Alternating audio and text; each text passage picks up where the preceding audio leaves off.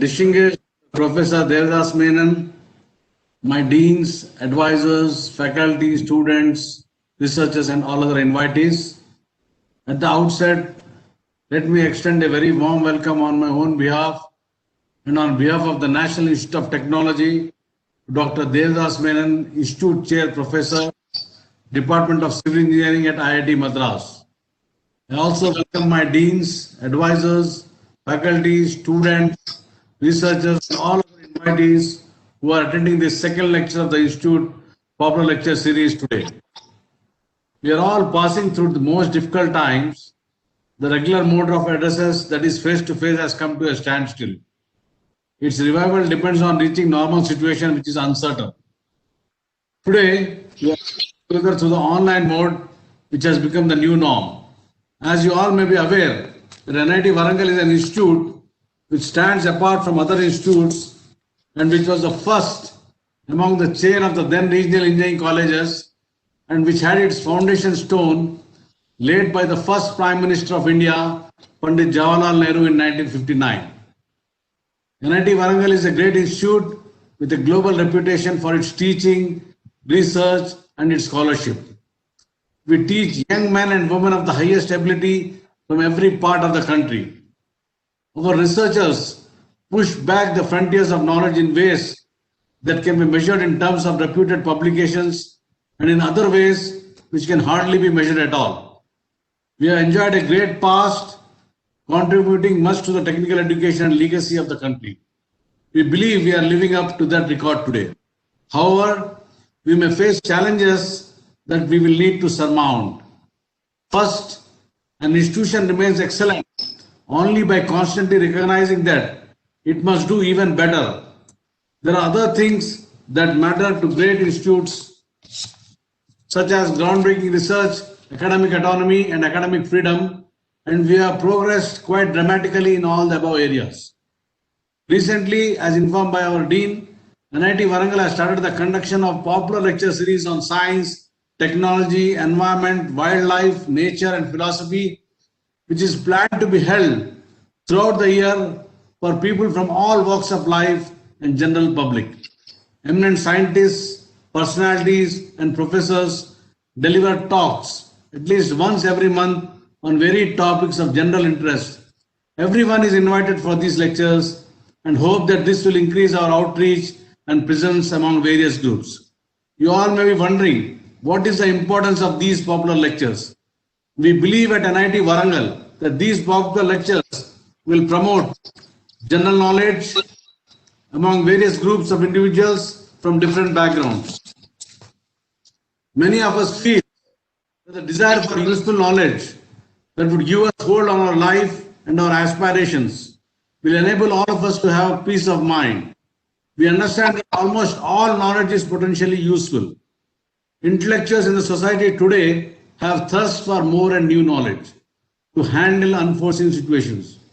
Today, life is a process of individual self-creation and knowledge which has to be organized and dispensed whenever they wanted it.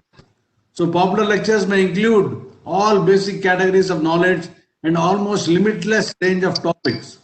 It will also be responsive to new situations requiring particular knowledge as well as the development of new knowledge and are meant to make knowledge readily accessible to the common man. The NIT Warangal Popular Lecture Series connects and allows us to engage with the local, regional, national community, alumni, faculty, and the students by providing access to some of the world's top academics, scholars, public figures, artists, and theorists. The series is a powerful platform for launching new research and innovation into public arena. These popular lectures are also an opportunity for NIT Warangal to engage with the government, business, and the public to inform and educate the community through leading open discussion on issues that confront our nation, our region, and the world. Today, Professor Devdas Menon's address to the intellectual community on what do we all really want in life under the NIT Warangal Popular Lecture Series is an opportunity for all of us to get inspired, enlightened, and achieve peace and happiness in these difficult and uncertain times. I have pleasure in introducing Professor Devdas Menon to the august audience before he actually delivers his lecture. Dr. Devdas Menon is presently the Institute Chair Professor in the Department of Civil Engineering at IIT Madras and engaged in teaching, research, and consultancy in structural engineering and developing a holistic approach in education with emphasis on inner development and transformation. He received his BTech and PhD degrees from IIT Madras.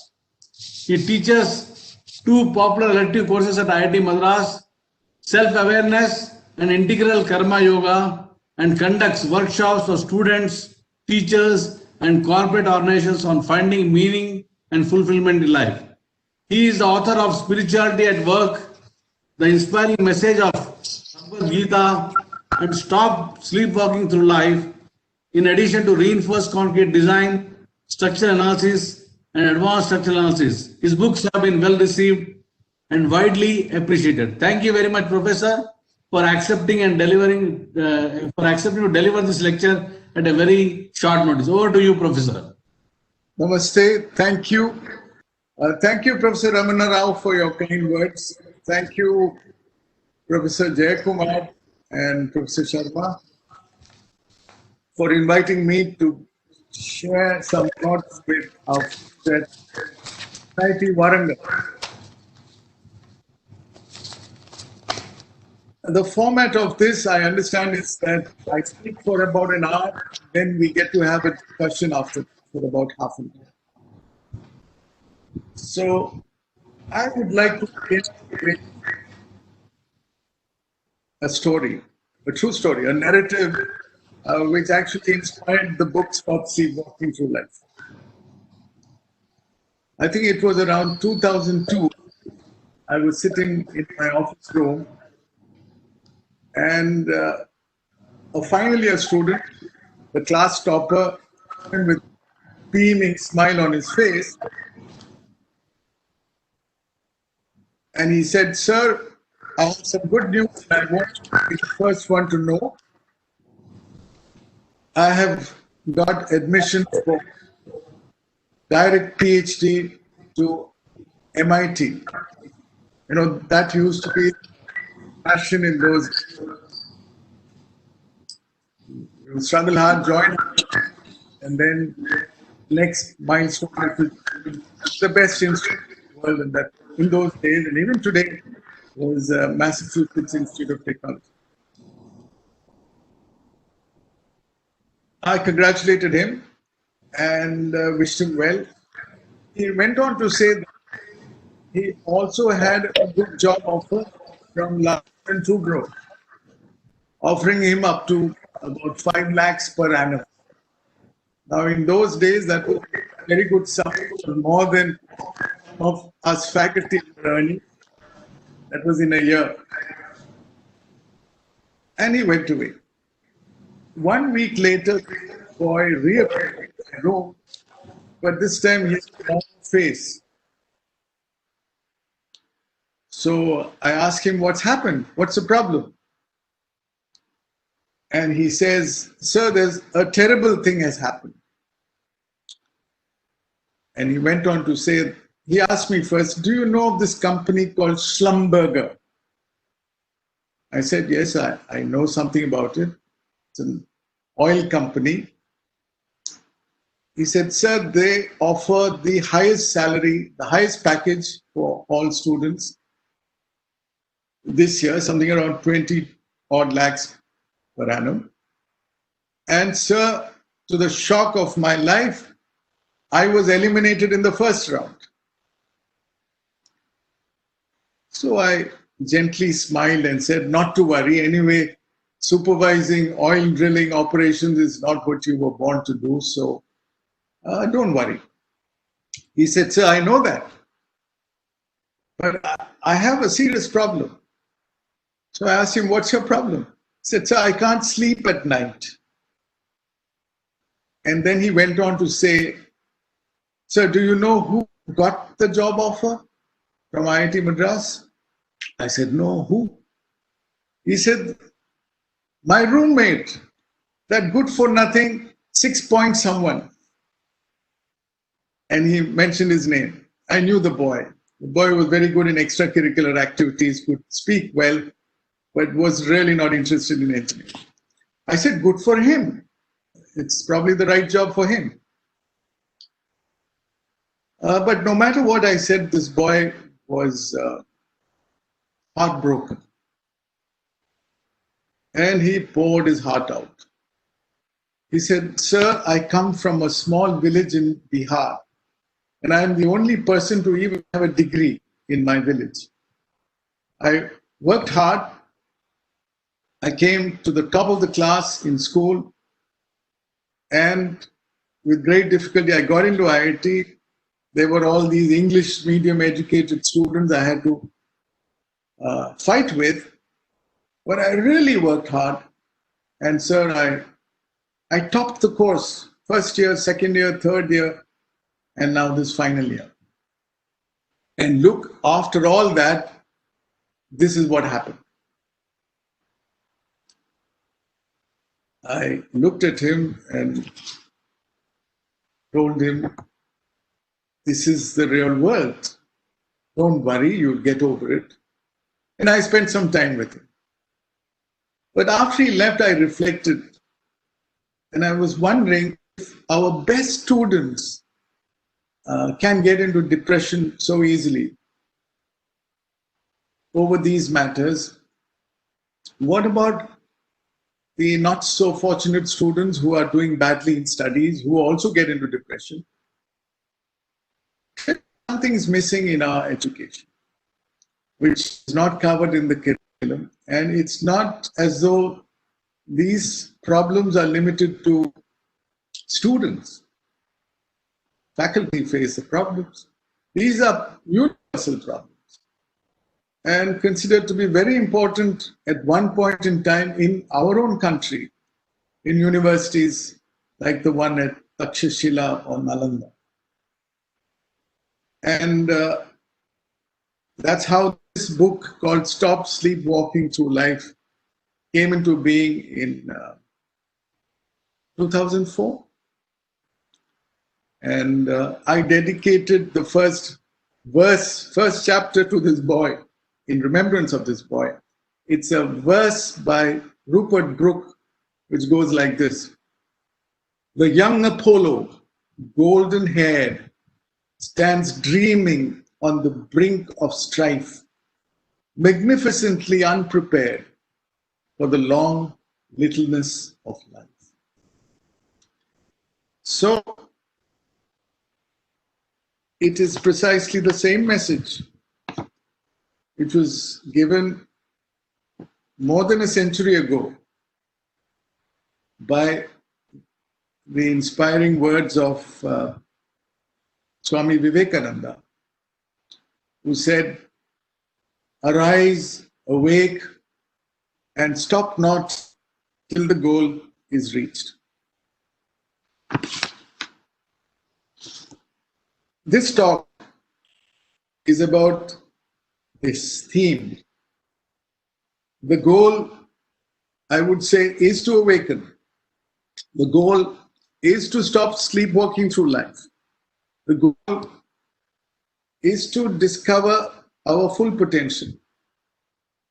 The goal is, to use a biblical term, to discover the kingdom of heaven, which is supposedly within us. Swami Vivekananda was a towering figure, known to be a very enlightened person, a very spiritual person, but he advocated a spirituality which did not mean outer renunciation. And this is important because sometimes when we do badly in the material world and we think the solution lies in perhaps in renouncing everything and maybe going to a Himalayan cave, that may not be the right thing to do.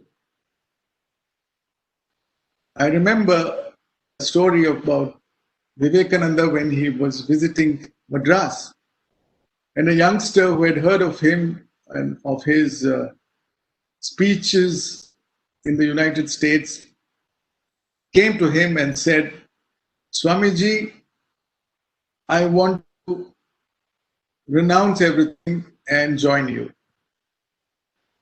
Vivekananda looked him up, talked to him, and was quick to discover that the boy, first of all, was physically quite frail, apparently had done very badly in his studies, could not get a job. And so he responded by asking a counter question. My friend, what is it that you have to renounce? A Buddha had a kingdom to renounce. And he advised him, first, you eat well, exercise well, play well, build up a good physique. Study well or do whatever is best for you, take up a good job. Don't abandon your duties and your family. And then when you know what success means, then you are probably prepared to enter deeper into spirituality. So, spirituality is all about finding happiness in life. And so, there's another book which was written much later. It's called Spirituality at Work. And that is what we will briefly discuss today. To go back to Vivekananda's message, all of us need to discover our potential. And sometimes we find ourselves positioned in the wrong place. It's important to rediscover and, if necessary, to change our position. But we have to find what we're really good at. And these are small things that all of us know. We know what we are good at. We know what we like doing. How do you know what you like doing is really your passion? You know it because when you really engage in it, as you do when you play a game, you don't feel the time pass. So it's important for all of us to find out our aptitude.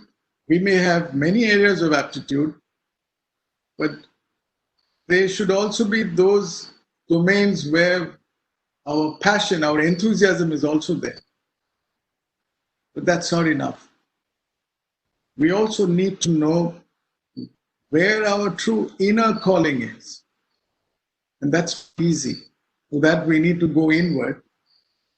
And if we've discovered the convergence of aptitude, passion, and inner calling, there's still one more element needed to really bring fulfillment at work. That is, whatever you're good at and what you like doing and what you feel an inner calling for must be actually useful in society, to serve in some way to benefit the world. So first of all, I want to wish all the students and young faculty this discovery is so important, and sometimes we have to do it by trial and error, but if we can really get there, life begins to unfold in its own beautiful way. But that also is not enough.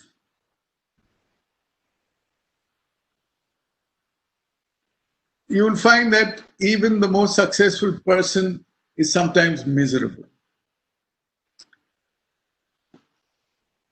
If we look carefully at our life,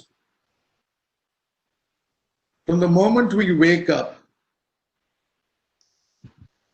we get going into action, apparently to satisfy wants. The word want is interesting. In English, when you say you are wanting, it also means you are short of something. You are lacking something. So we all seem to suffer from a sense of lack, a sense of unease, a sense of restlessness. And in order to address this lack or unease, we scan to see what it is that can relieve us from this deficiency. We look into the world and we look at objects. So we have the self or the apparent self and the objects that is promising happiness. An object is in the realm of the not self, obviously. It's out there in the world. And there are different kinds of objects that promise happiness. There are material things, and certainly at the lowest level, we do need, as they say, roti, kapda, makan. We have physiological needs. We have needs of security. We have financial needs. And that is a big worry for most of us. You may lose your job. And there is a need for relationship, for belongingness, for love. And there is this need for esteem, for name and fame, for power. How do we quench these desires? We quench them from our interactions with the world. And so attractive objects are the ones which enable us to move from the sense of unease to a kind of happiness. And this movement outward in our traditional Indian wisdom is called pravritti, a movement outwards to the world, driven by attraction, called raga. Now, it's true that we do find happiness. And we bask in that happiness for some time. Very shortly, we find that we've lost it. And then the sense of unease and lack reappears. It's a kind of a perennial unease, 24 by 7 in our lives, which we try to numb out by action in the world outside, by thoughts. See, in our traditional scriptures, this was said to be legitimate, and the three objectives were described as artha, which is the pursuit for security, for wealth, and related things, including name and fame, including an intellectual status, which academics aspire for. Their wealth is counted in number of papers and citations. It's all the same. Then there is kama, which is desire for pleasure, for entertainment, for having fun, which is also legitimate. But the third requirement is also important. All this must satisfy dharma. So we have a need to be virtuous. We generally want to be good, to do good. Often to quench the other two needs of artha and kama, we resort to adharma. And a simple example is students copying assignments without even recognizing that there's something wrong. And that's why now you have these courses being introduced in institutes on values and value education and the like of it. But we only have to look out into the world, into our own country, to see how widespread the disease of corruption and dishonesty is. Well, even if you're not, if you're reasonably honest, the tragedy is we are also miserable. We remain miserable. About 2,500 years ago, it was the Buddha who was quick to recognize this. And by the way, he was a prince and he had everything at his command. He was quick to realize that the primary preoccupation of human beings is to manage despair, to numb despair. And he intuitively felt something is wrong with this approach to life. This is the approach to life that all of us are bound to practice. This movement, this round, this cycle from unease and lack, rushing outward to objects, relationships, activities that promise happiness, experiencing temporary happiness, and then going back to lack. So this roundabout, initially it may look like a merry-go-round, but surely enough, soon enough, it'll turn out to be a sorry-go-round. And I'm not talking about pandemic times. This is the story of humanity from time immemorial. And the Buddha was quick to recognize that this is an unhealthy way to live. And his first noble truth is precisely this, that because of attachments, we experience suffering. We are bound to experience suffering because things unfold in life in a way not conforming to our desires, sometimes contrary to our expectations. People behave in ways contrary to our likes and dislikes, and we have absolutely no control about this, and so we suffer. We want happiness to be permanent. We want relationships to be permanent, which means the other person must always dance to my tunes. That doesn't happen. And he also said the root cause is that we don't see reality the way it is. We give solidity to things that are not solid. Everything is changing, always changing. Anityam, anityam, sarvam anityam. And without knowing anything about quantum mechanics, he went deeper through his own personal insight to say, it's changing over time. It's changing every moment, every nanosecond. Everything is being created and destroyed in quick succession. Kshanikam, kshanikam, sarvam kshanikam. And the underlying truth is that everything is empty of what we believe it to be.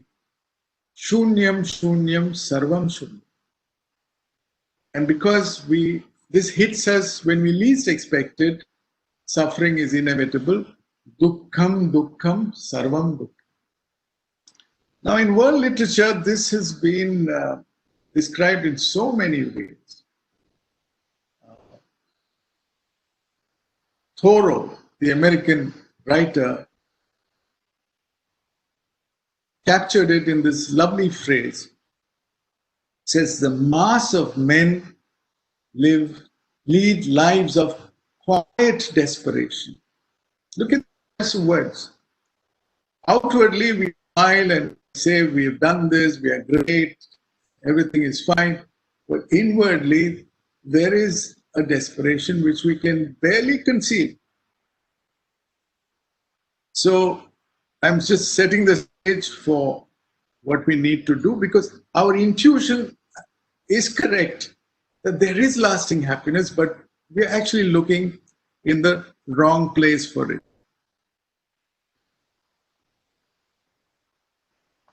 Now, we think that some organizations are better than others, and always the other side of the grass is greener.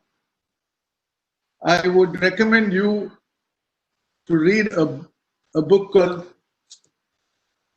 Leadership and Self-Deception by the Arbinger Institute. And I'm just giving you a quote to tell you what happens in most organizations, especially large organizations and government-like organizations. Let me see if this resonates with you. It's a quote. People who came together to help an organization succeed actually end up delighting in each other's failures and resenting each other's successes. We withhold information and resources from one another, try to control one another, and blame one another. And when I'm blaming A or B or Department X, Y, Z, and suggesting that all our problems will be solved if only they straighten up, I'm doing it because their shortcomings justify my failure to improve. What begins as a conflict between two persons spreads to a war between many. Finally, organizations are filled with people whose energies are largely spent on sustaining illusion. Sounds familiar? Despite this scenario, you find that in every organization there will be a few people who are different. What is it that makes them tick? Imagine you were keen on a promotion. And it's a hot topic for faculty. And you were sure you would get it. And you're a hardworking person. You go to your desk at 8 in the morning, really work hard, stay back late, work on weekends. But this promotion that you expected didn't come. And instead, your rival, who you have a very low opinion of, gets it. Would you be able to return the next day with the same enthusiasm as you did earlier? Or would you feel, what's all this for? And we say that's being human.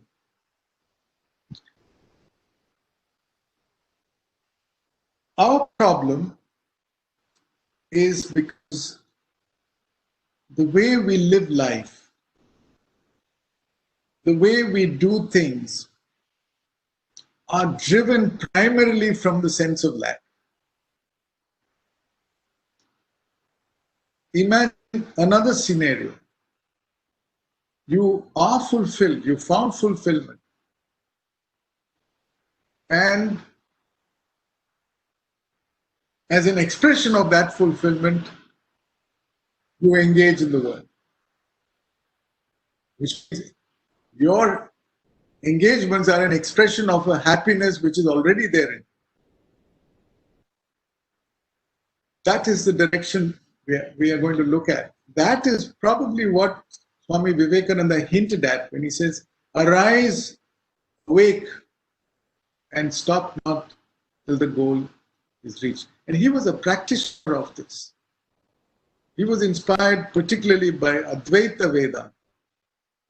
And I would like to see whether they can also open doors for some of us to think likewise. Remember Kabir, we've studied Kabir Das. And he had this lovely doha which goes like this. Kasturi Kundal Base. Kasturi is a scent, a fragrance, a perfume, which is actually found in the intestine of a particular species of deer. In Tamil, we say Kasturi Man. Now, in the poet's imagination, the deer can smell the fragrance of this delightful perfume, but it thinks it's coming from outside. Kasturi kundal base, mrig dhoondhe vanamahi. It searches the whole forest. Where is this? Today we say, in which hall will we get it? In which institution will we get it? Kasturi kundal base, mrig dhoondhe vanamahi. In which country will we get it? ऐसी घट घट राम है दुनिया देखे ना. Likewise, all of us behave in exactly the same way. We don't realize that it's actually in our innermost being, and we search for it in outer things. Now, we've all read this poem and we all say, wow, wow, marvelous, but we stop there. Our entire education, our entire curriculum is focused on outer. And you're supposed to figure out for yourself how to discover these secrets. Unfortunately, how you live your life is going to affect also your family, your children. And so we have a responsibility not just to ourselves, but to everybody around us to discover that fulfilled way of living rather than the way of misery. Now, I want to really clinch this misery issue by suggesting that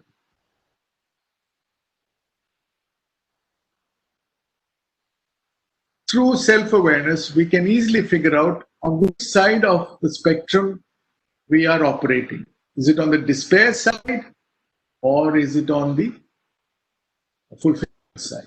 I'll say the despair side is red and the fulfillment side is green, and you can move anywhere from 0 to plus infinity or 0 to minus infinity. So some of the indicators are, and you can talk of two stages in your daily life. The times when you need to do work, when you're aroused, when your autonomic nervous system is switched on, said to be sympathetic, and when you are meant to relax in the evenings at night and enjoy, feel peace, when your system is meant to be switched off, said to be parasympathetic. Now, ideally, if that is your routine and your way of life, then when it is switched on, you can experience exhilaration in whatever you do, passion, your heart's there, there's no resistance, joy. You feel love, not just for human beings around you, but for the kind of work you are doing. You have care, you have compassion, kindness, and more important, you have just time to stand and stare. You love to see nature. You love to experience harmony and beauty. When you return home, it's a time for inner peace, for equanimity, for acceptance. Accepting people just the way they are. For forgiveness. There's a line in the Gita which I like a lot, which goes like that. Adveshta sarva bhutana. Adveshta, no dvesham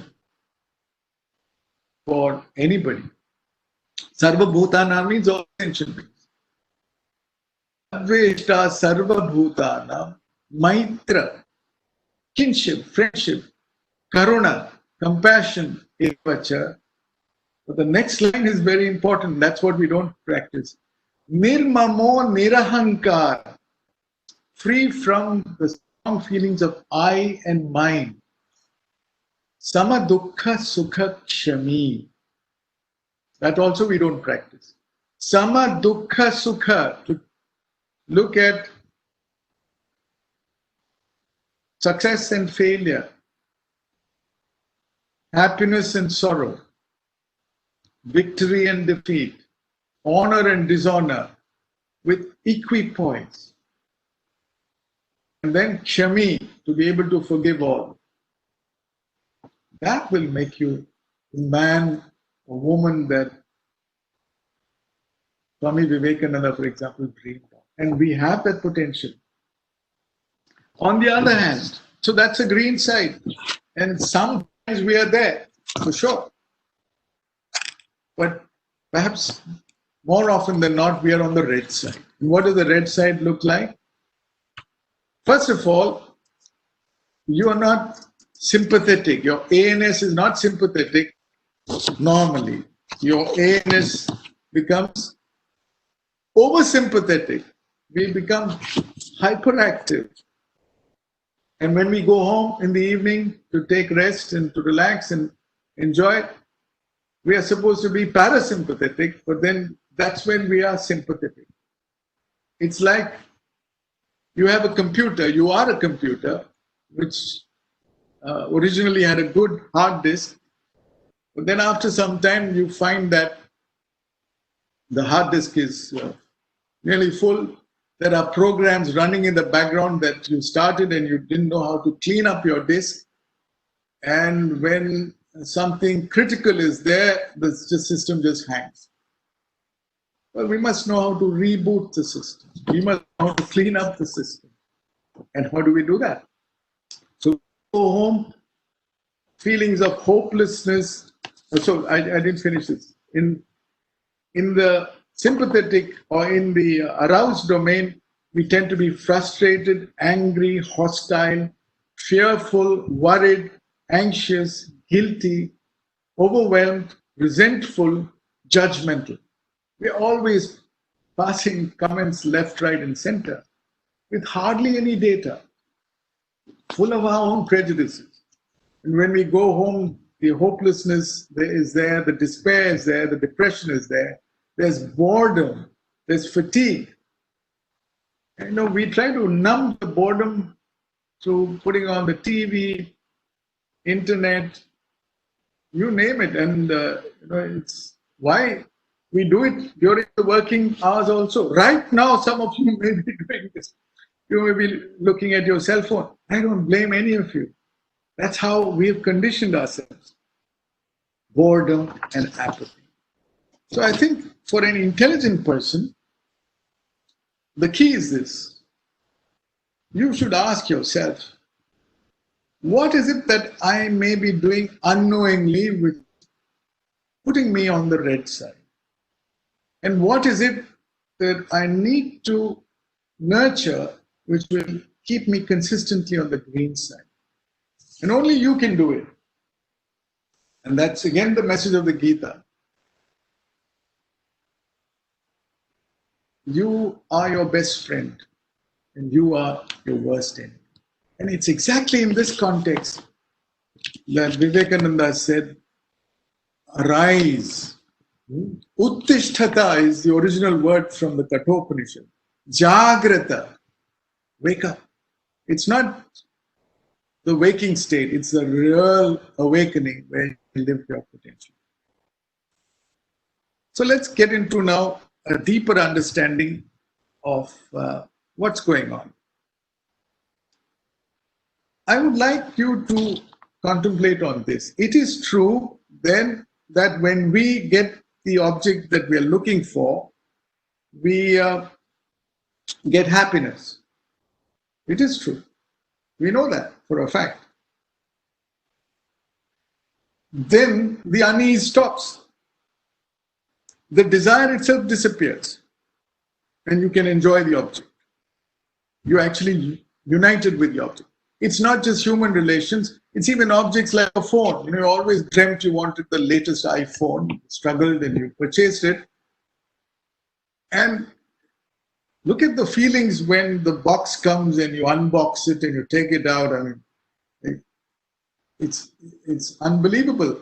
All the despair is gone. There is a union with the object of happiness, but it doesn't last long.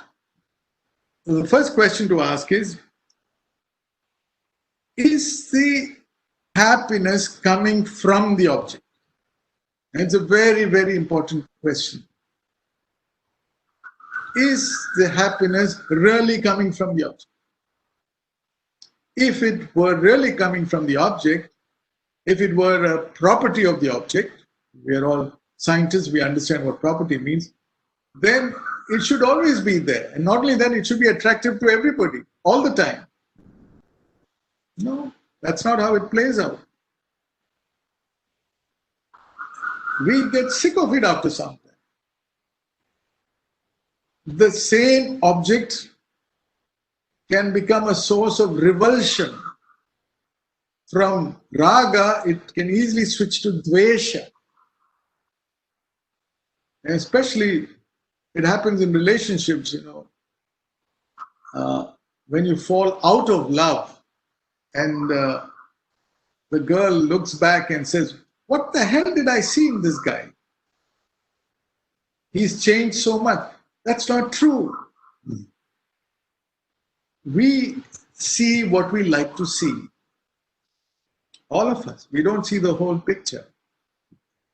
So the first thing that we realize by this simple understanding is that happiness does not lie in any object. What the object seems to do is it serves as a catalyst to remove the veil covering the happiness that is inside us. There are only two things here, me and the object. Who feels happy? Object doesn't feel happy. I feel happy. When do I feel happy? When I lose the sense of, the subjective sense of limitation, which is implied by the object. So the object serves the purpose of revealing to me my own true nature, although it's only for a short time. And this is the way in the Upanishads the analysis was done. It was called self-inquiry. And if you can really get into this, you can understand that maybe you really don't want artha, security. Maybe what you really want is freedom from insecurity. Are you understanding what I'm saying? Maybe what you really want is freedom from that unease caused by insecurity. And that happens when this union with the object takes place. Maybe you really don't want karma, pleasure. Maybe what you really want is freedom from craving. That's wonderful. Maybe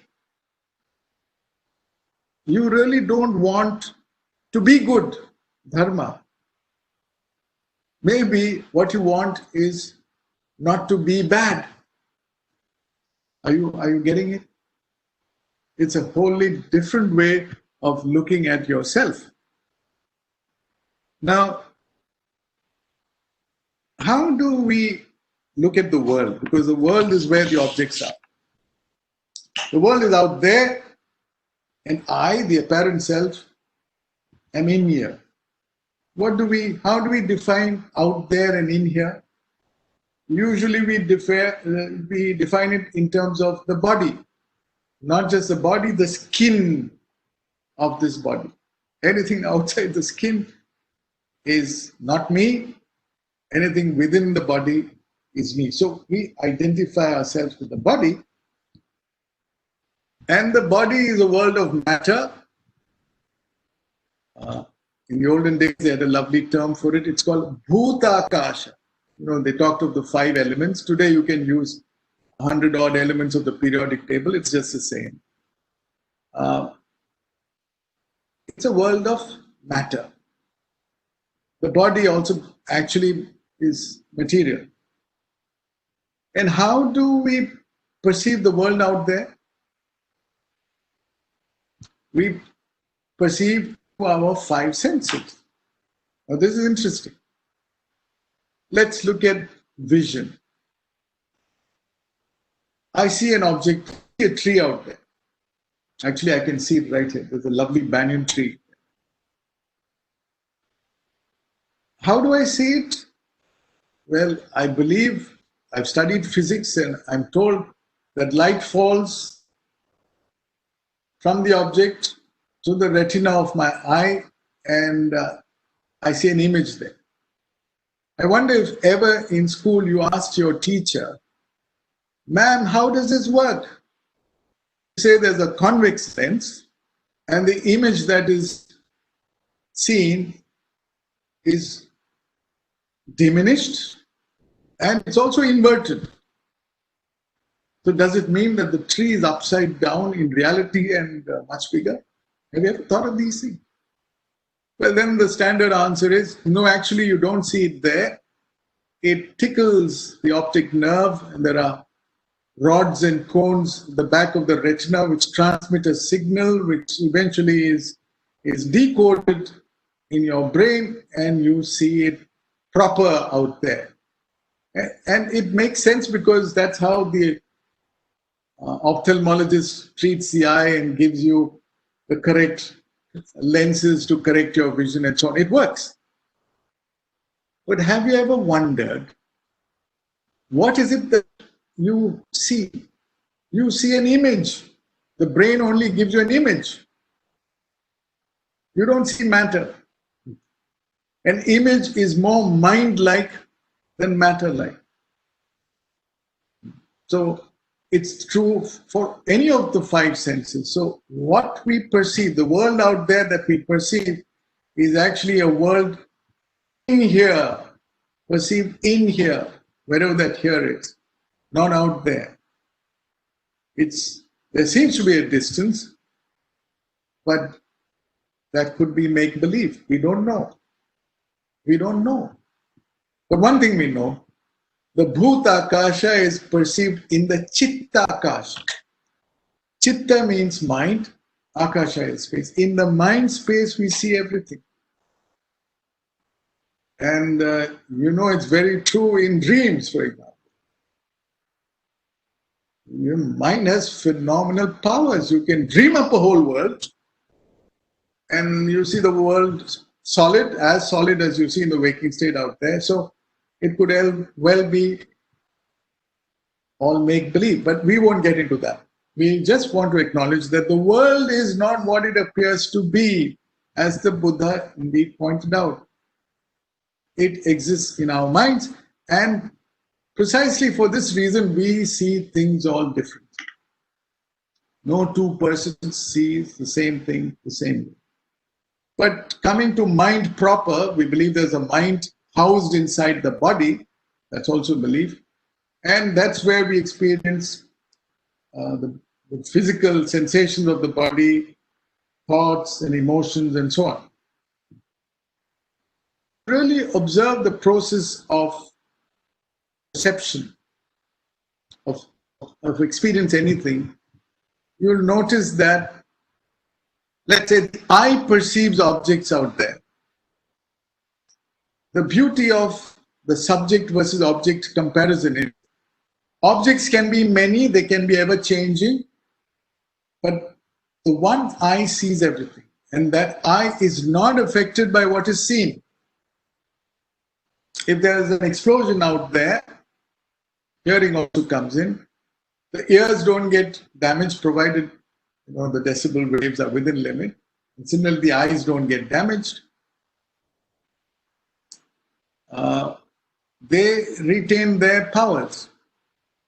But we just saw that the eye doesn't see it, the mind sees it. Now the mind gets impressions from all the different sense organs. They give very different impressions. they're all changing, they're multifarious, but the one mind sees everything and filters things out and integrates things out and tries to make sense of it. So the mind is one, the objects are many. But the mind itself is seen by something much deeper. What is that? It is staying there that the whole seeing is illuminated. It's called Chaitanyam in our tradition. It is that one seat from which you can see the whole workings of the inner subtle body, the Antahkarana. You can see different emotions coming in, different thoughts coming in, the intelligence working out, the memories playing out. You can even see your ego. You can even see your ego. You comment on things like, earlier I was very egoistic and now I'm less and I hope it will come, and so on. All this comes because the subject, the true subject is much, much within. And so in self-inquiry, which is what we need to do, which is not taught in our curriculum, we need to go inward. And the good news is, the more inward you go, if you can go all the way back to the innermost being, you will be aware of your true self. And that space is called Chidakasha. Now, this is not just conjecture. This is what, again, I want to repeat, this is exactly what Swami Vivekananda practiced. This is practical. I would like to ask you to do a small exercise. Right now, close your eyes and answer this question. Are you aware?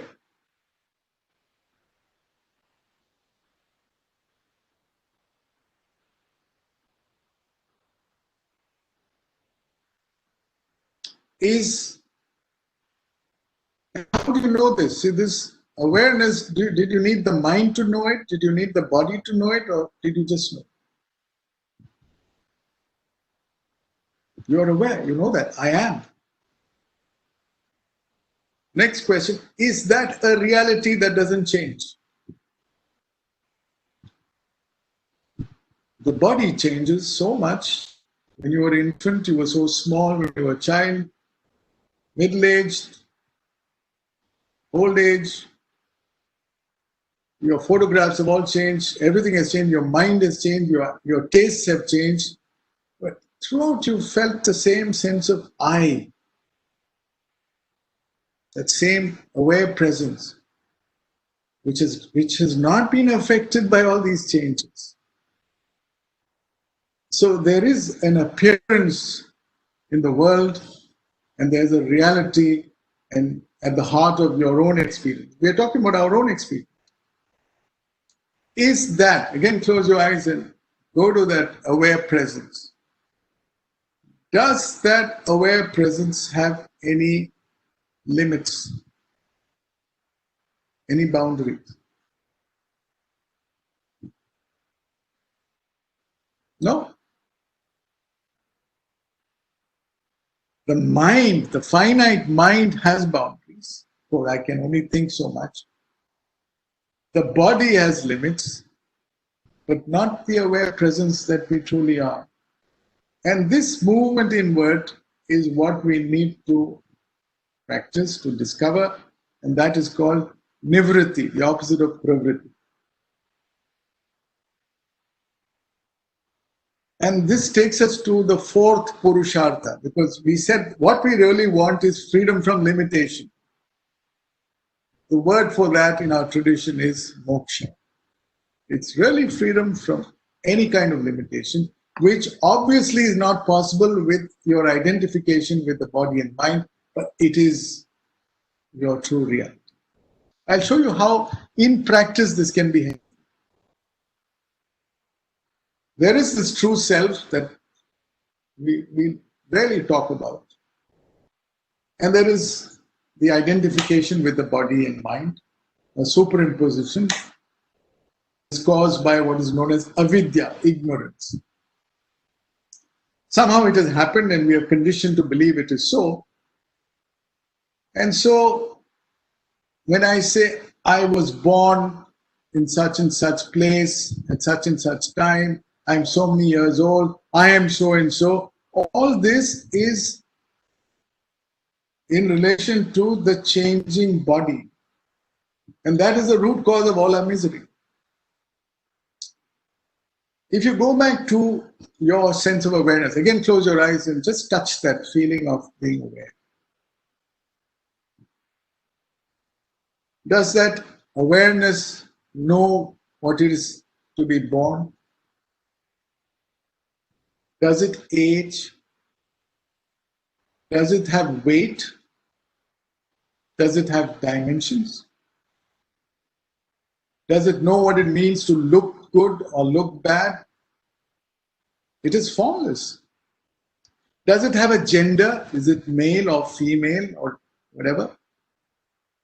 Does it have a skin color? Does it fall sick? Will it ever be subject to death? Does it have a caste? Does it have a religion? Does it have a nationality? Does it have relationships?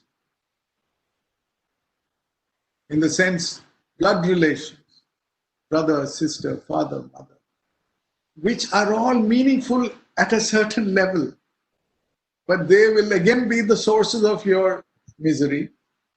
Does it have any possessions? So you see, to understand the meaning of nirmamo nirahankara, you have to be there. And those of you who've read texts like the Gita, this is what Krishna refers to when he says, weapons do not cut it. Nainam chindanti shastrani. Fire does not burn it. Water cannot drench it. And so there is nothing called death. Nobody can kill that which is unborn. I want to move to Ramana Maharshi, who lived at one time not far from here, who was so clear about this reality. Even as a 16-year-old boy, he discovered it entirely by himself. Through a death experience, and he realized that the body is not what he is. And these are his words, and I want you to pay attention. Everyone is aware of two things, namely himself, the seer, and the world which he sees. And he assumes that they are both real. But that alone is real, which has a continuous existence. Judged by this test, the two, the seer and the spectacle, are both unreal. These two appear intermittently. They are apparent in the waking and dream states alone. In the state of deep sleep, they cease to appear. That is, they appear when the mind is active and disappear as soon as the mind ceases to function. Therefore, the two are but thoughts of the mind. There must be something from which the mind arises and into which it subsides. And that something must have a continuous, uninterrupted existence. That is, it must be the reality. I just want you to look at that. First, before looking at the three states, there is this understanding I am.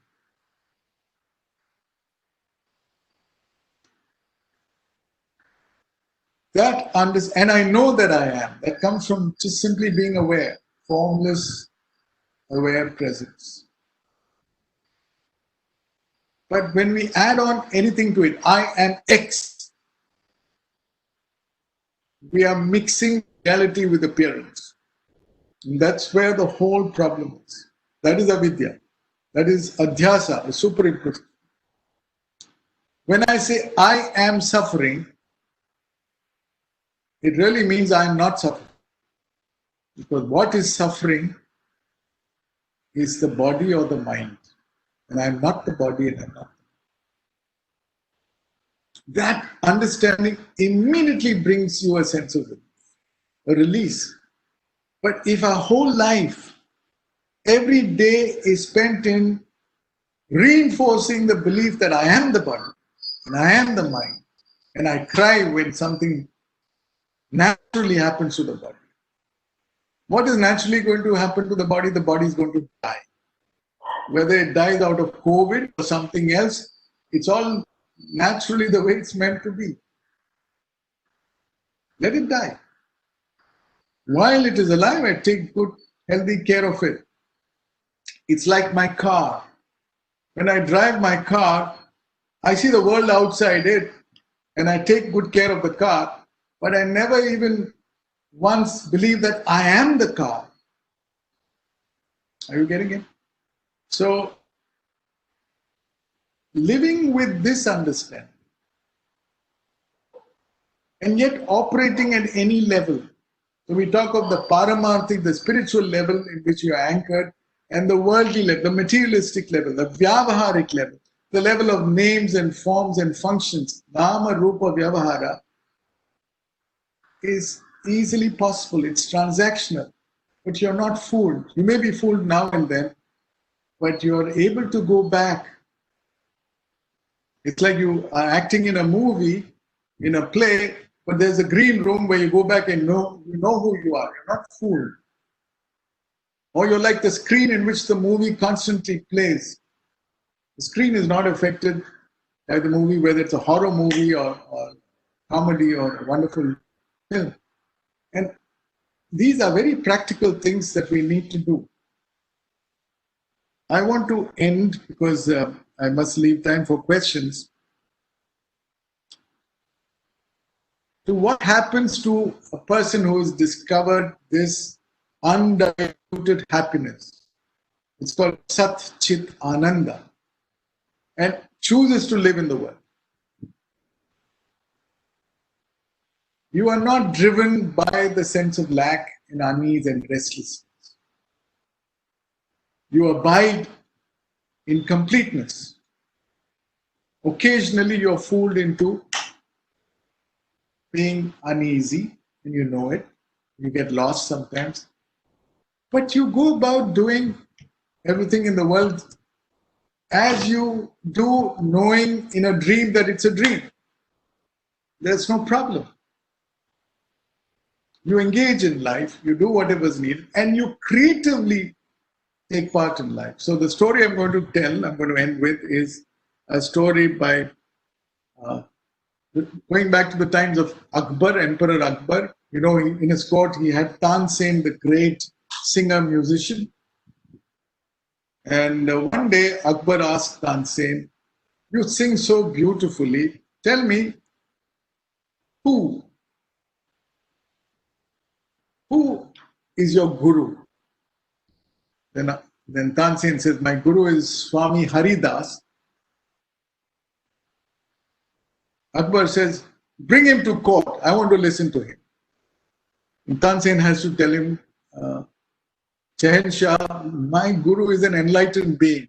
He doesn't follow any emperor's orders." Akbar understands it. "Okay, then let's go and see him. I want to hear him sing." Akbar was always got what he wanted. Very successful. But very respectful of the Indian culture. And Tansen was reluctant. He said he will not entertain.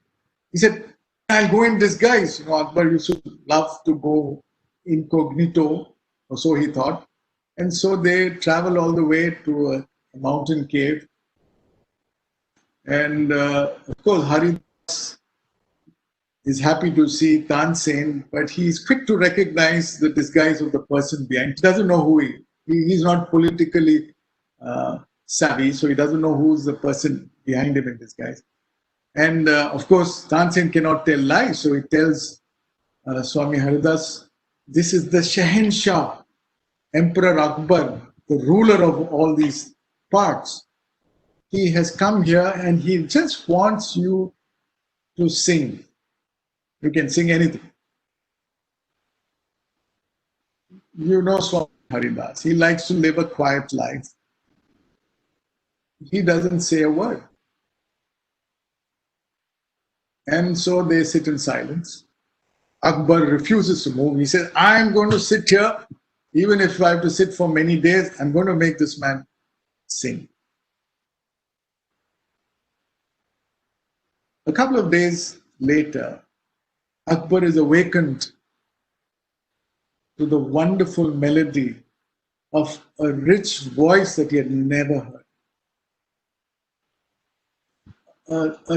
A voice which was so melodious, it brought him into an immediate state of rapture. It was Swami Haridas singing. And he sang for a couple of hours, and Akbar and Tansen were in reverie, as were the birds and the squirrels and the bees and the trees. And suddenly it stopped. By the time Akbar comes out of his reverie, he wants to go and fall at the feet of the master and thank him. The master has vanished. And Tansen says, that's my master. He doesn't want any credit. He's happy to live the way he is. He's fully joyful. Then they go back, and for a month, Akbar could feel this song resonating in his mind. He was in sheer delight. Then one day he told Tansen, surely you know the same song. Why don't you sing it? I want to hear you sing it today in court. So Tansen did some practice, and in court, Tansen sang the same song, beautiful. And when everybody clapped and left, Akbar goes to him and says, Tansen, you did very well. If I had not heard your master, I would have said, I would have given you an A+ grade. But I couldn't help comparing you with your master. And if I give your master A+, then I must give you something like an E. And Tansen was not upset. He said, you're giving me a compliment. I am just a singer. My master is music itself because he is enlightened. Then Akbar asks, and this is the last line I'm going to end. Akbar asks, what is it? What is the main difference between you singing and he singing? And Tansen gives this beautiful reply. He says, I sing because you're my boss, you're my paymaster, and I have to sing, and I must please you. That's why I sing. My master does not sing. It is the aware divine presence that sings through him. It is presence making its presence known through presence. This is exactly what Swami Vivekananda meant when he said that our lives should be divinity manifesting itself to its fullness. And this is exactly what Sri Abdul Kalam said. He said, we are all born with a divine fire in us. Our efforts should be to give wings to this fire and fill the world with the glow of its goodness. Thank you. We'll now have questions.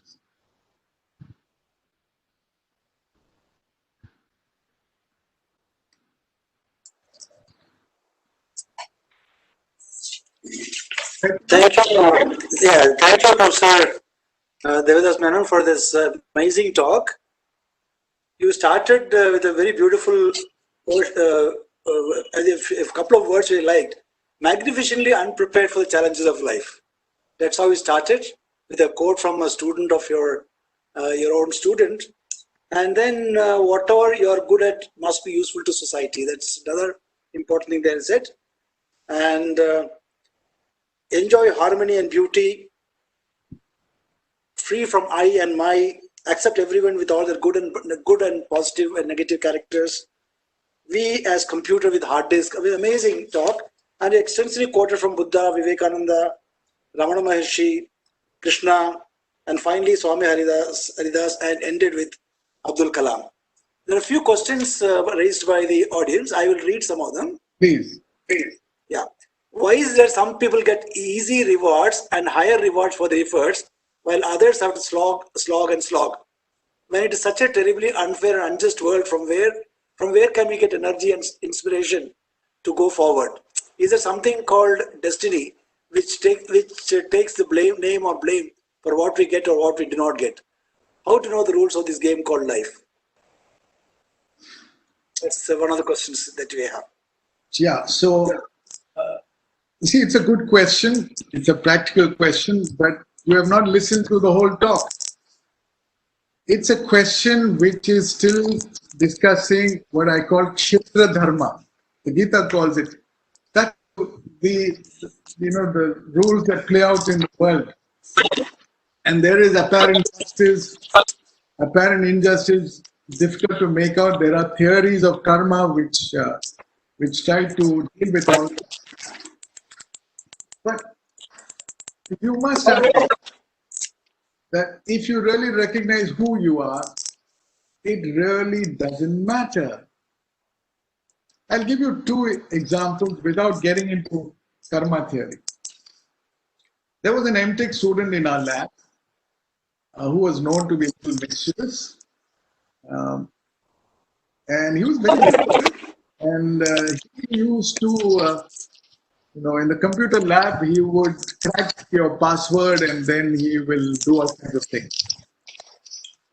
There was also a lot of evidence of him dealing with pornography. You know how students are. NW noted. And unfortunately, some students complained, and I was the head of the lab at that time and formed a committee. And the committee held him as a culprit for something serious that had happened. And they said he must be barred from the lab. You should not be allowed to enter the lab for a period, 3 months as punishment. It was implemented. This boy was furious. He stormed into my room and he poured his heart out. He later joined as a faculty in another college. In fact, those days they had the scheme that, if you were a good student, you get a scholarship with a deal. So I took him out to the canteen for a cup of tea. So while we were chatting, he asked me squarely, "Sir, do you believe me when I tell you that I did not commit the crime they are accusing me of?" And I looked at him in his eyes and I could see sincerity there. I said, "I believe you." He said, "Then can you get this ban removed from me?" I said, "But I'm also a respecter of nature. And something in me tells me that nature has operated its own system of fairness." And I put it like this. I said, "We all know that you're a mischievous guy, and you know a lot of computers and you played games. Yes or no?" He smiled and said yes. And he also said, "Sir, even Krishna was mischievous." I said, "Yes, very good, good." And I said, "You committed crime A, but you did not get caught. Agreed?" He said, "Yes." "You committed crime B and you did not get caught. Agreed?" He said, "Yes." "You committed crime C and you did not get caught. Agreed?"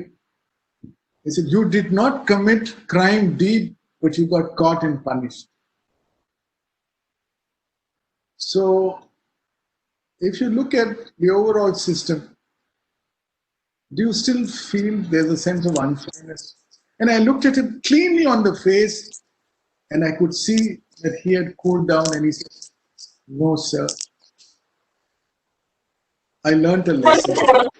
I learned a lesson. And I know how to move on in life." That's just one answer to your question. Not a complete answer, but I'm not going to get into theory and reasons. You will find that those who think they are persecuted will always get persecuted. It's a kind of, you vindicate yourself. And those who are liberated are always liberated. That's how the system works. Now, the solution that I pointed out is, don't worry about what's happening out there. Get to know the real you. And you're really what you want is okay. That's it for this question. Next. Yeah, there's another question. We generally make our opinion based upon our experiences in the world. It is said that human is a social animal. The decision and emotions here in present will not be the same if I stay in some other geographical area. I want to know why we make our emotions and decisions on others. You make these decisions for the simple reason that there is avidya and adhyasa. You have, let me talk in a language which all these computer savvy guys will understand. You have pulled down menus where boxes which you tick. So you are in reality formless aware presence, and that reality is the absolute reality. That reality can pick up. It's like movie parts that you play. So one box you tick is human body. Okay, that's true. That's what we've got. We don't have an animal body. We are not mosquitoes. We are not elephants. Human body. Then you tick male, female. Then you tick country. The moment you've done all that, you have identified yourself and you're looking through the lens of that identity. Whenever you define an identity, you're defining what you are not. They, you say, and we. Yes or no? They and we. And that's the beginning of all conflict. And obviously, you will have opinions. It also depends on which party you belong to. The left or the right. And there's a lens through which you see, and the color of the lens will color everything you see. You make judgments. You just by the appearance of people, the color of people. It's a condition. You can't help it. It's a conditioning. The unconditioned aware presence becomes conditioned, and that conditioning judges everything. I'll give you one simple story which clinches it. You know the story of the 6 blind men and the elephant. That itself is a joke, because how can blind men see? But anyway, they heard about the elephant and they went to see. And they each held a different part. And they were very clear about what they were seeing or feeling. The one who held the trunk of the elephant said, "Oh, doubt, this elephant is a snake." The one who held the tail end said, "I have no doubt, this elephant is a rope. This elephant is a tree." The one who held the leg, the one who felt the sides, he said, "It's a wall, it's a spear," and so on. Now, were they wrong? No. From their condition, from whatever they felt, they interpreted in a certain way. And you with one another, because you say, "I'm right, you're wrong," and you can come to blows. It takes a neutral witness to see that they're all right, but they're all wrong at the same time. But let's say there's no neutral witness. But you should have a minimum common sense to say that there must be some reason why somebody says it's a rope when you see it as a snake, and somebody says, so you should say, wait a minute, I want to know the truth. The only way I can know the truth is by temporarily letting go of my perspective, which I'm clinging to for dear life. And I move over and to my friend and touch the part that he's touching, and then I say, oh my God, this is it, is it? That's how you build empathy and compassion. That's how you get to know the truth. And the biggest joke is, even if you add up all the sums of these parts, you'll still not know what the mystery of the elephant is. I hope I've answered your question. Thank you. Next. Can you please explain the difference between conscious mind and subconscious mind?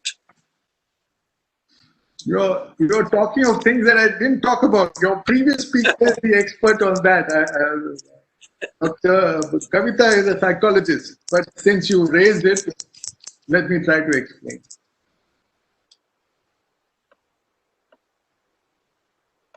The mind, as we know it, is the top surface of whatever comes out. They say it's like an iceberg, and 9/10 of the iceberg is below water, submerged. And all the real motivations, the decisions are all happening there. That's where all the vasanas are located. And without your knowing, they'll show up and reveal themselves.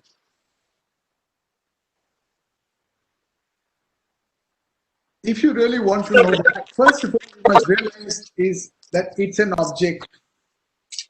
When you're the witness, you can neutrally look at the so-called mind and conditioning.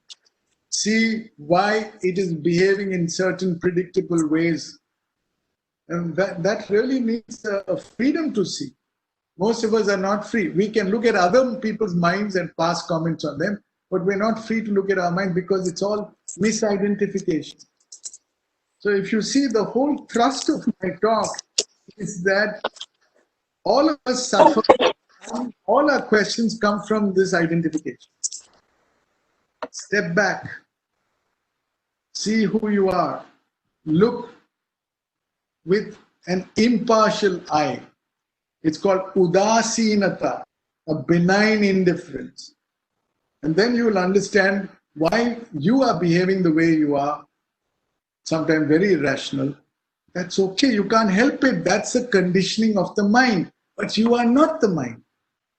So my suggestion is, if you really want to study this, there are two areas you can go to. You can go to Western psychology, which is modern, but more important, you can go to Vedantic or Buddhist psychology, where you will really understand what the depth of the mind is. But most important to know is you are not the mind. And I don't think you are yet willing to accept that. Thank you. Next question. This is a related question. How to get rid of this I feeling? Who wants to get rid of it? That is one of the questions in the... I understand. Yes. The counter question, who wants to get rid of this? The I which wants to get rid of it is also part of the problem. You see, the true absolute witness is free from this drama.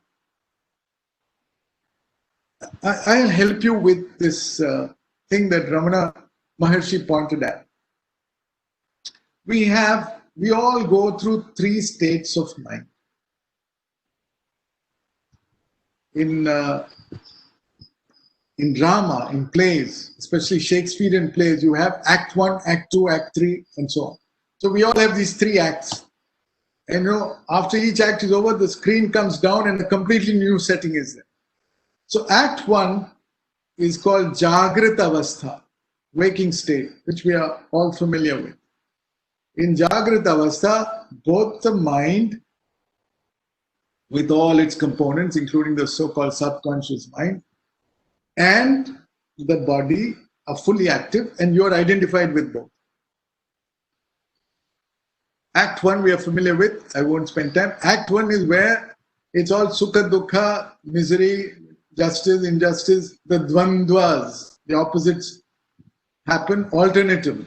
When we say that we want to be always happy, we are trying to make AC current into DC. It doesn't work that way. The tidal wave will bring its opposite, and it's okay if you see that it's happening out there. It's not happening to me, but we are kind of identified, and that's our problem. When you are tired with all this activity, really the whole day is so busy with the mind never knowing peace, always active, that and the body is also tired, that you want to lie down and go to sleep. So the first I is the I in the waking state. And then that I, the body of that I lies down in bed. And then what happens? In modern medicine, they have traced this. They say there's rapid eye movement. So a new act starts, a new drama starts, and in that drama there is you again. So new I. See, this first one we call I1, second one is I2. I2 has a new body, a magical mind-made body, but the whole world is real. And if someone in your dream comes and tells you, boss, you're actually sleeping, lying down, this is just imagination, you will laugh at him. You say, what rubbish? This is a real world because this is me and the world out there is not me and it's threatening. Now, when the body has gone to sleep, the mind is still active. The mind is much more subtle. There's a much more vaster range. But the data which the mind works on is not Bhutakasha, it is Chittakasha. It has only recordings of the past to play with. And it creates its own fantastic world, and you can travel left and right, and you can do things which look consistent and real while in the dream. But when you wake up, you realize that it's all fiction.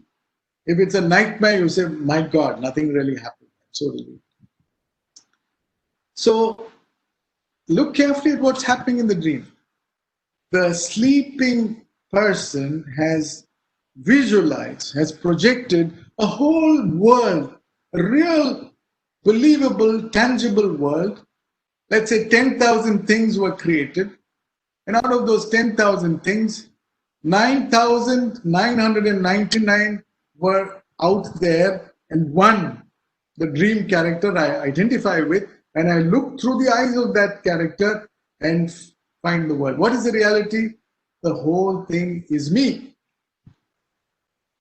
The real world is also like that, but you will never believe it. Okay, anyway, so Act 2 is completely different. We normally disregard Act 2 and Act 3 because we think the real world is the waking world. Do you know, on an average, everybody sleeps for 8 hours a day. When you're a baby, it's much more. When you're old, it's much more. Which means 1/3 of your lives are spent Act 2 and Act 3. That's nothing to ignore. And in the Indian tradition, the Upanishads, especially the Mandukya Upanishad, really went in depth into understanding this. And it concluded that really there's not much difference between the waking state and the dream state. Anyway, the mind also gets tired and falls asleep. And then what happens? The curtains come down.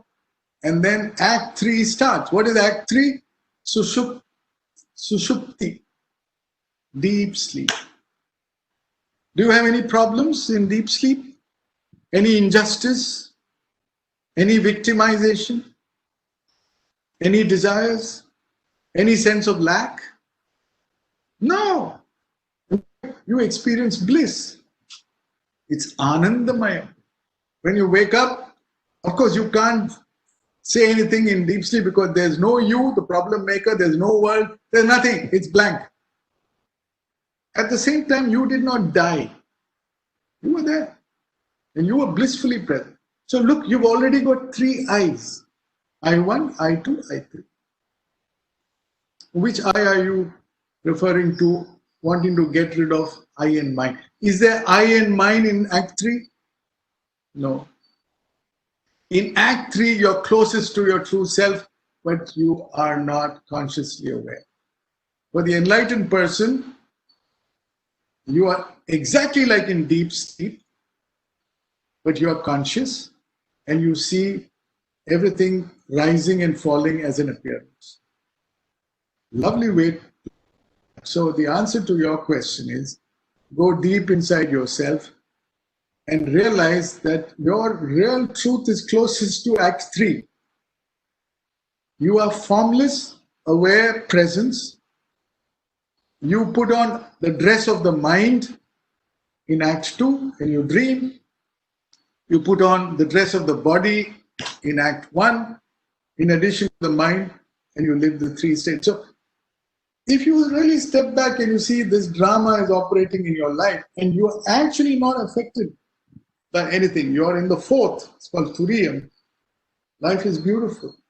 Let the drama unfold in the present moment the way it is unfolding. I'm free of I and mine. Thank you. Next question. Yeah. That question raised at the beginning of your talk. Why is the human body said to be made of Panch Mahabhutas, where the science confirms it as a cell? Science confirms it as? As a cell. No, the science also confirms the same thing. Even this body is, okay, Pancha Mahabhutas is one level, please understand. What is this body? First of all, do you know 70% of this body is water? That is one of the bhutas. It's called cell. You go deep, you get into molecular structure. If you get inside the molecular structure, you get into subatomic world. Then you're getting into quarks. You're getting into modeling it either as a wave or a particle. But you'll find that all the space that the body occupies is negligibly small, just like in outer space. So there's nothing there. It's all empty. That is why the Buddha said it's shunyam, shunyam, sarvam shunyam. So wait, your question should be differently posed. Panchabhuta are there in matter. If this body is to die, and surely it will die one day, it will disintegrate and go back to its 5 elements. There's something that animates the body which we call life.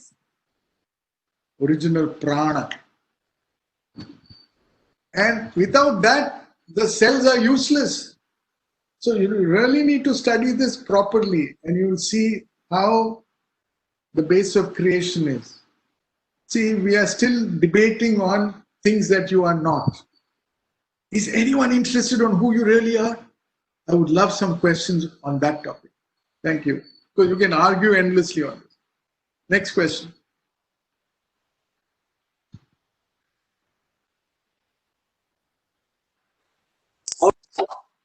Hello? Yeah, can you hear me, Professor? Yeah, go ahead. Yeah.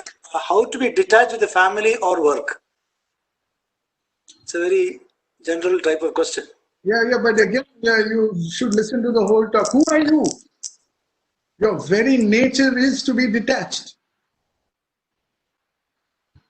Okay, let's do a small exercise. Okay.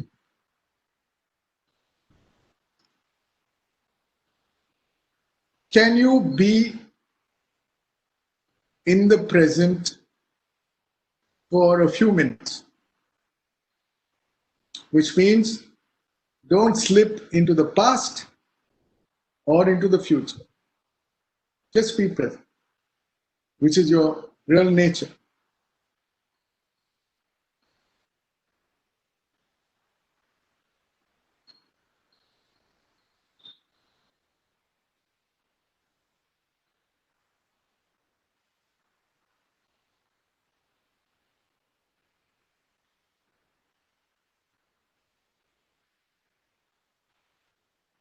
Most of you will find, and actually we should do this for a long time, it will pop up, that the sense of unease will pop up sooner or later. with its attachments and aversions, raga and dvesha, because of sheer habit and conditioning. Now, here's what I suggest you do. Let that, which is a real thing that's happening, let that be your focus of attention in the present. A sense of lack has appeared, and I'm looking at it bang on, head on.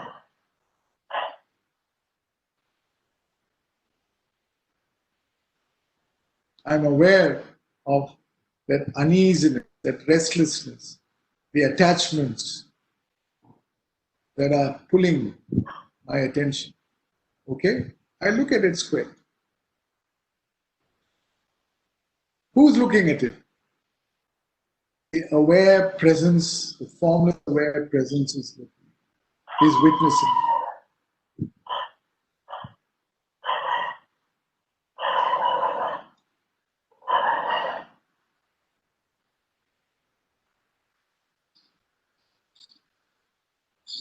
You'll see that after some time, it's a real practice, that it will detach itself and go away.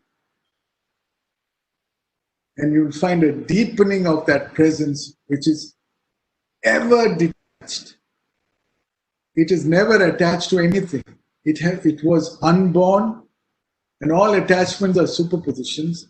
All attachments are roles that you put on and play.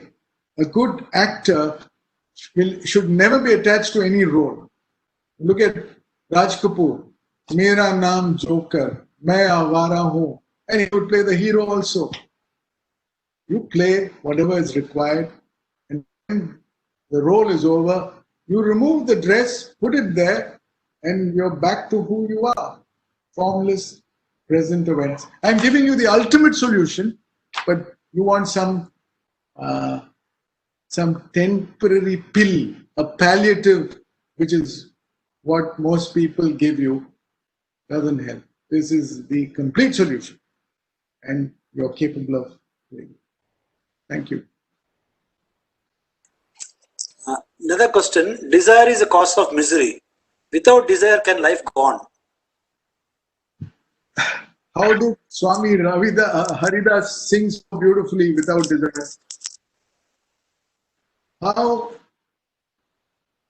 How is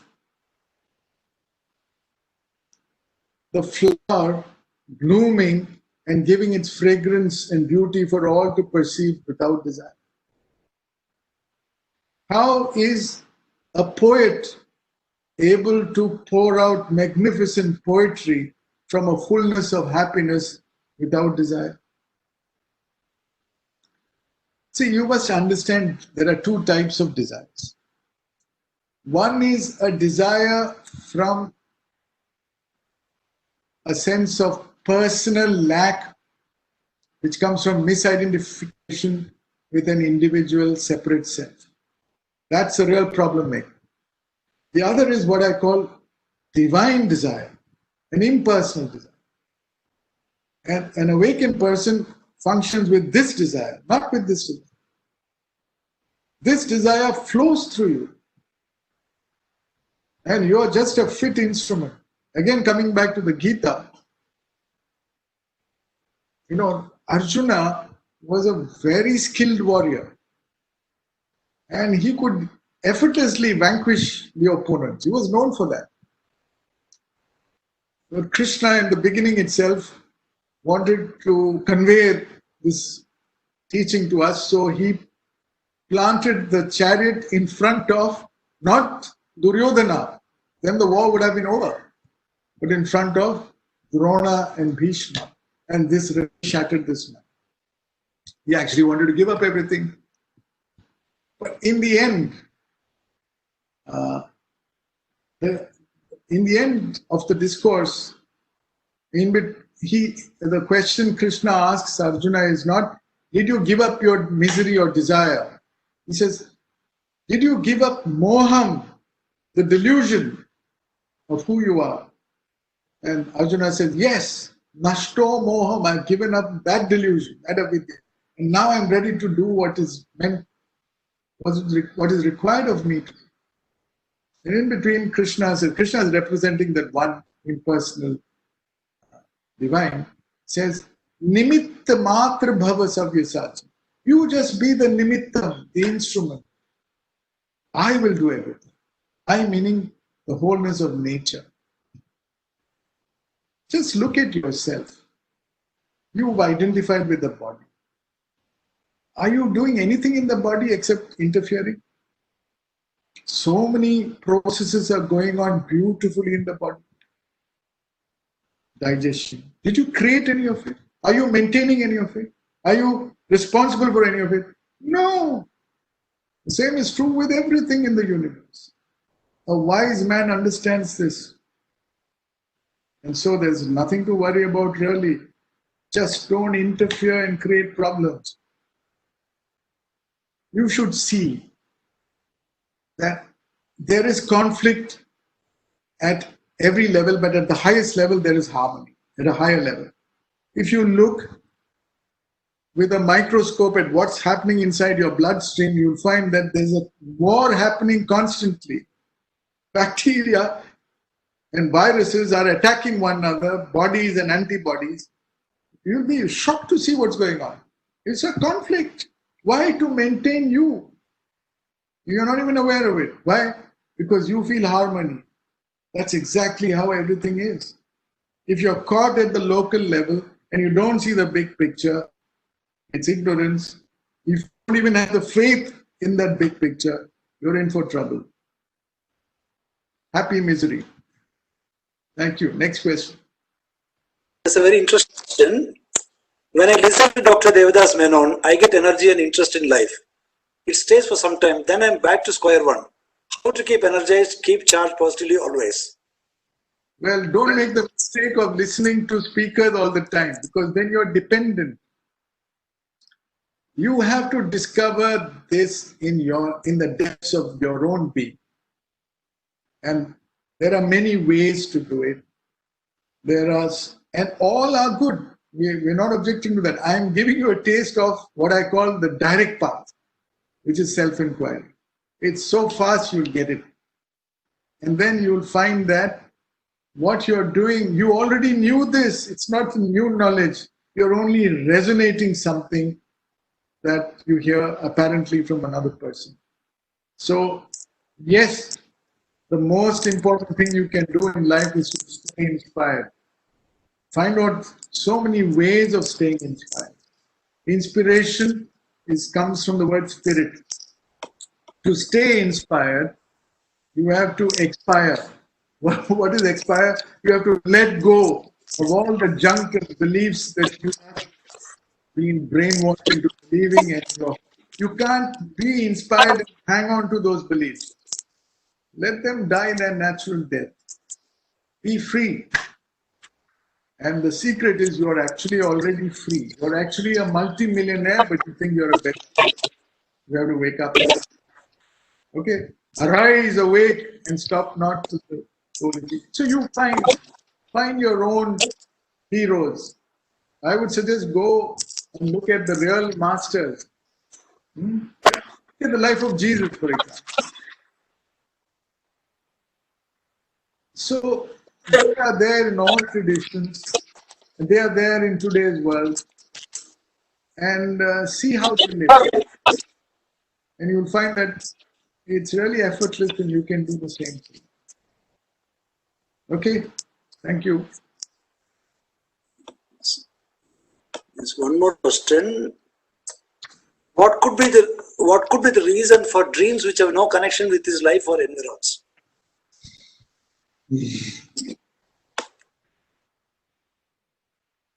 See, you guys are all more interested in the phenomenal world, not in the noumenal, not in who you are. You're trying to figure out what's going on there. Well, how little we know of ourselves. What you experience in a dream is a world of It's an astral world. You've gone into the astral world. There are many worlds. You may think the physical world is the only world. There are many worlds.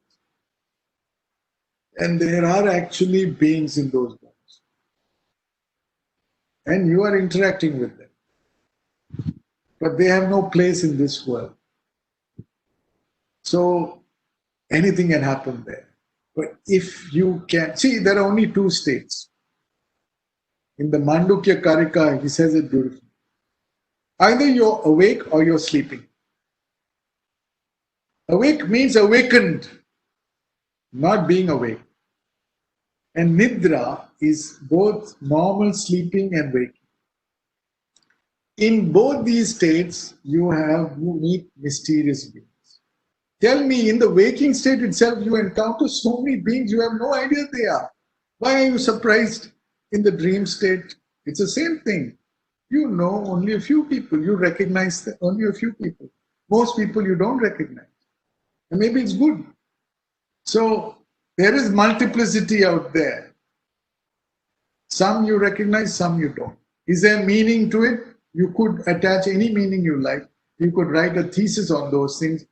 But does it take away your sense of misery? Let me come to the topic. The topic is, what do we all really want in life? What we all really want in life is limitless freedom that comes from knowing who we truly are and expressing it in our lives. When you are awake like that, that awakened awareness will play out in the waking state, in the dream state, and even in deep sleep. That is the message that this country has given you. And this message is there in all traditions. In the Sufi tradition, it is there. And that sense of oneness is what brings love. It what brings kinship. And so when you say you meet strangers, that's a foolish understanding. They're only reflections of your own self. There's no other. You are it. That's a great message. Reflect on it. See, you are all asking questions that you need to go into. And may you go into these. Or you can take this as a slight entertainment. It was a good talk. We had a good time, and then go back to business. The main business being managing despair in your lives. Wake up. Thank you. Yeah. So, Raman would like to say something. Professor Raman Rao garu? No, thank you very much for a wonderful lecture, Professor. I think we have really enjoyed and got inspired, and thank you very much. I now request our Dean to conclude the meeting. Yeah. So, Devdas Menon, that has been a wonderfully amazing afternoon for all of us. And I should personally thank you for immediately agreeing when I just called you on telephone for this wonderful talk. All of us have gained a lot from this talk, and I'm sure there's been a mindset change in most of us after listening to you. Thank you so much on behalf of NIT Warangal, and we hope we'll have many more such talks. Thank you so much.